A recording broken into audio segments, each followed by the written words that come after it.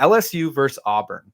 And this one, what a transition. What a transition. We go from Michigan to Iowa to an SEC matchup of LSU versus Auburn. And when you look at the showdown here, LSU, we saw them in a little bit of a hiccup at the beginning of the season. They are one blocked extra point away from being an undefeated football team under Brian Kelly. We've heard our thoughts about Brian Kelly in the past of, is he the right coach down there? Well, it seems like time is helping a little bit, helping the wounds of opening day. But you look at Auburn and it is the complete flip side of the coin. Wounds are not healing. Wounds are opening with the Auburn Tigers. LSU Tigers, on the other hand, though, nice win against New Mexico. I mean, if they would have made this one close, it would have been a different story with our Brian Kelly talk. New Mexico is not a good football team. But Auburn, they just beat Missouri in overtime.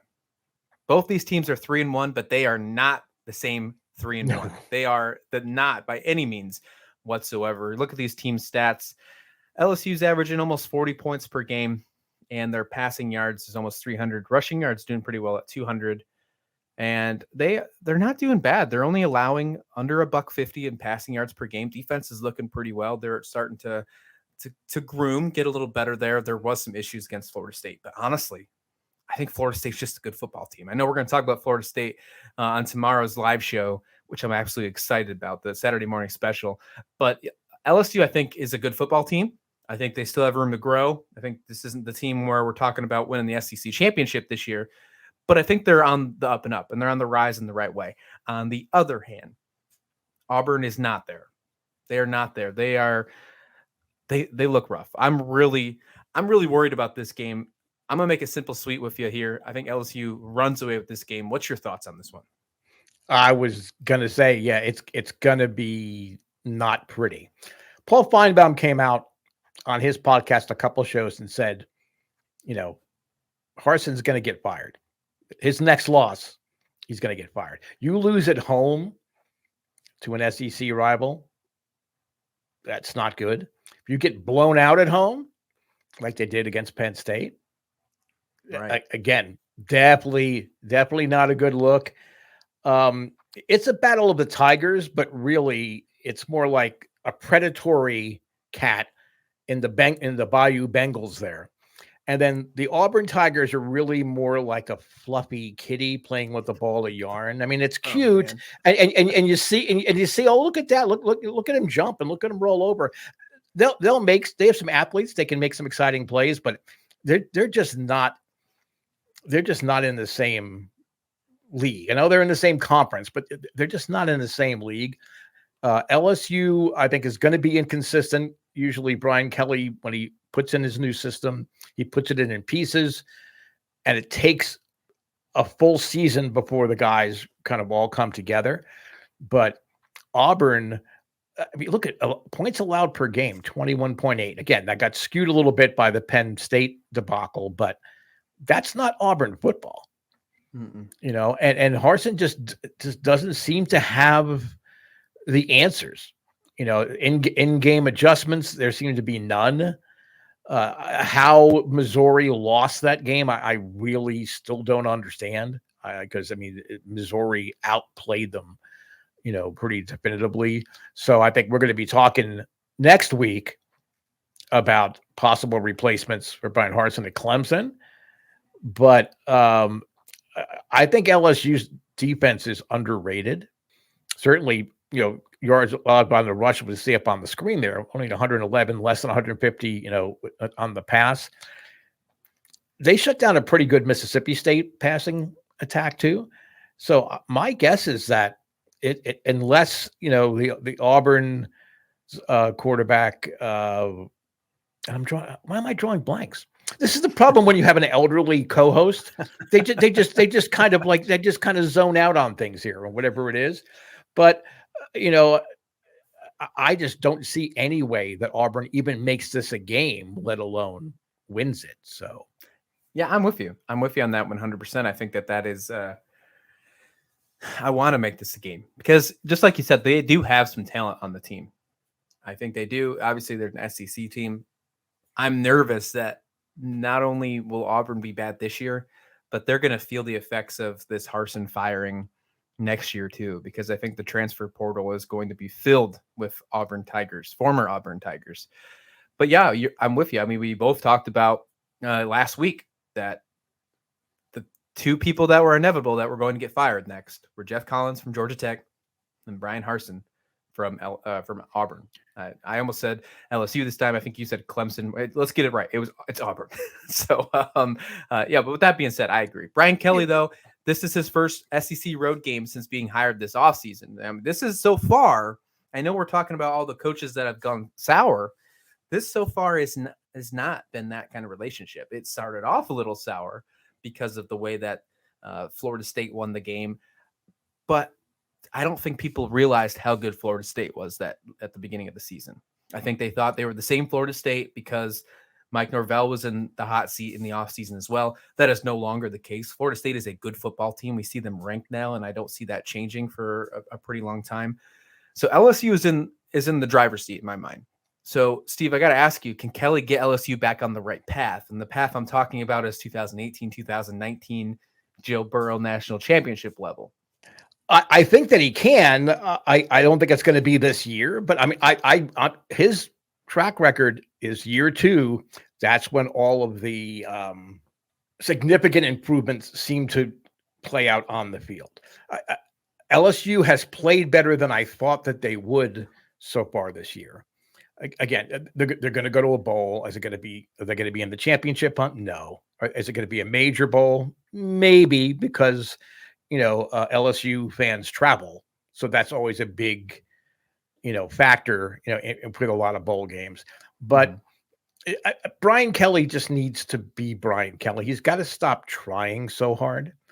Okay, it would be like you and I going to LSU or Mississippi or Alabama and saying y'all all the time, and talking about hush puppies and things like that. It's not who we are, and it comes across that way. So he was pretty wild in the off season. Yeah, that thing at the basketball game was unbelievable. But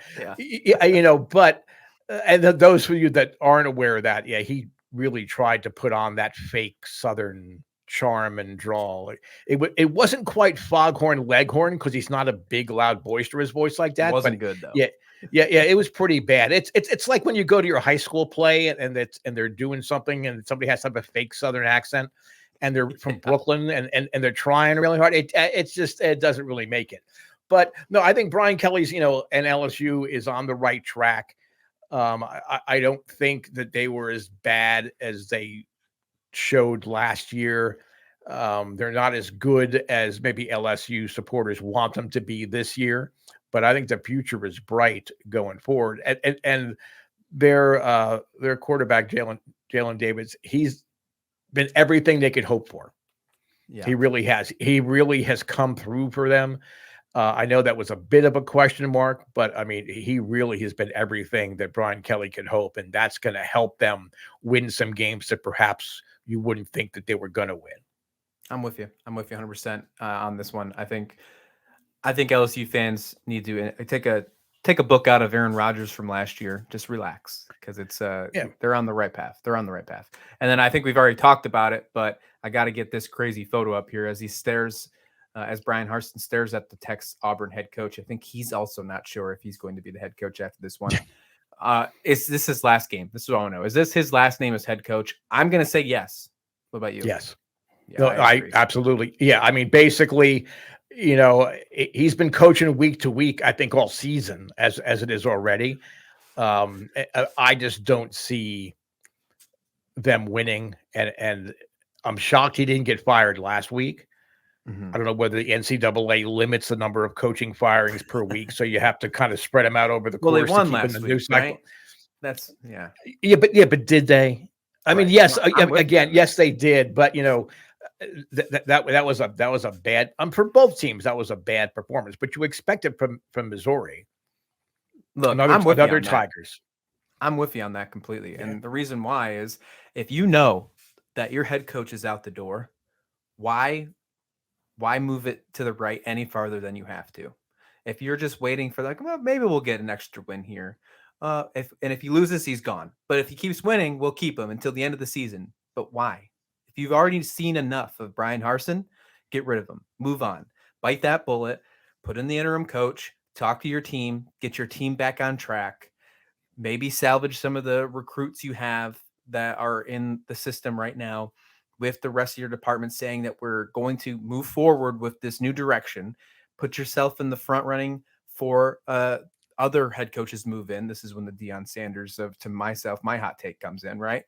But if you don't have any more things to worry about with Brian Harsin, if you think that enough is enough, you've already seen it. If he loses, he's gone. Then why just get rid of him now? Just do it. I don't understand why they're waiting. I think win or lose this game, I think Brian Harsin needs to go. Absolutely. And I want to go back to something you had said earlier about a bunch of players are going to be rushing to the transfer portal. Mm-hmm. Would that really be a bad thing for Auburn? They're always going to have decent recruiting classes. And obviously the players that are there now, for whatever reason, again, you can put the bulk of the blame on the coach, and I'm sure that's it. But ultimately the players have to execute the game plans. If those guys are leaving, is it really a bad thing? I mean, is it better just to come in with a whole brand new clean slate? And it's a good way to look at it, because if you bring in a new coach, that means there's way more scholarships open. A new coach never gets looked at for year one in the system. Sometimes they don't even get any kind of blame for year two. Really, they only get credit if they do well. They don't really get blamed for year two either. So the first year of recruiting, that second year of recruiting is what they really get looked at. So if you have more open scholarships for a new coach to come in and do their job, that actually might be a good deal. So you're right. It probably wouldn't hurt Auburn to do that anyways. So maybe that's what they're banking on. However, if they keep pushing this down the hill, pushing this slow, big rock down the hill, those transfers will either keep building up, and maybe some of those big name transfers you don't want to see might move. Or you will have players stick around because of uncertainty. You know, you have some guys that probably like Harsin, probably love Harsin.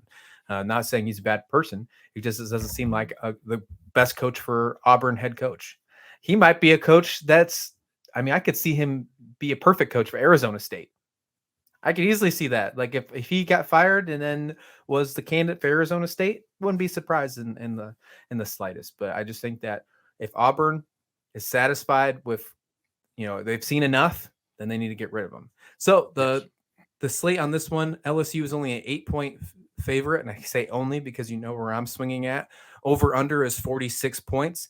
LSU is a 78.9% winner based on ESPN's matchup predictor. I'm taking LSU to win by 8 by far. That's definitely where I'm taking. The over under on this one, I'm not touching it. 46. I don't know if I think LSU could probably get an over on that one, but I don't really trust Auburn's offense to really keep up with them. So I'm not touching over under. If anything, I'd probably point towards the under, but I'm taking LSU to win this one. I think they'd win by more than 8. I wouldn't be surprised if it's a 2-score game. Yeah, I'm really surprised. I know it started in double digits and it trickled down. I'm guessing that's because there's the injury questions with the Bayou Bengal quarterback, but this could get ugly really, really fast. I think the under is a safe bet there too, but it wouldn't surprise me if almost all of the points are scored by LSU.